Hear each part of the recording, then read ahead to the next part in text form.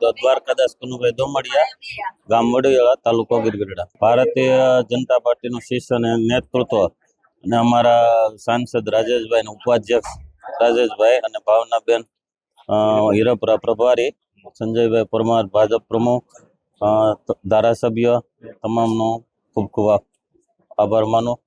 છેવાડાના ગામડા બધા તમામ ગામ જેટલું થાય એટલું અમે વિકાસલક્ષી કામો કરશું. જેટલી થાય એટલે અમે નિવાળો લાવવાની પૂરેપૂરી કોશિશ. ભારતીય જનતા પાર્ટી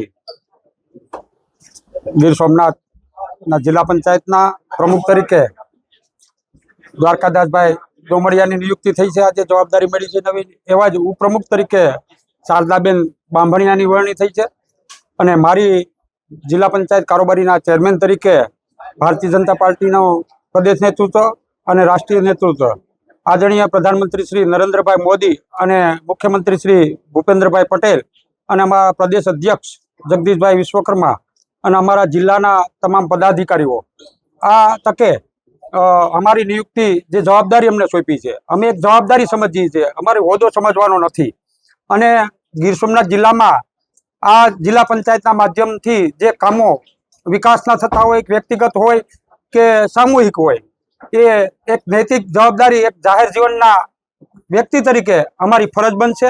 અને અમારા ઓફિસ અને ઘર બંને આ જિલ્લા પંચાયત ગીર સોમનાથમાં આવતા તમામ લોકો માટે કાયમી માટે દરવાજા ખુલ્લા રહેશે અને ક્યારેય અમે કોઈ પાછીપેની કરવાના નથી. અને જિલ્લા પંચાયતનો વહીવટ સુધરે અને સારી રીતે અમે પાર કરી શકીએ. અને સેવાડાનું ગામ હોય કે સેવાડાનો માનવી હોય, આદરણીય પ્રધાનમંત્રી શ્રી મોદીનો નેમ છે કે સેવાડાના માનવી સુધી પહોંચવું, તો અમારી આ જિલ્લા પંચાયત સેવાડાના માનવી સેવાડાના ગામ સુધી પહોંચશે અને અવિરત વિકાસ કાર્ય થશે.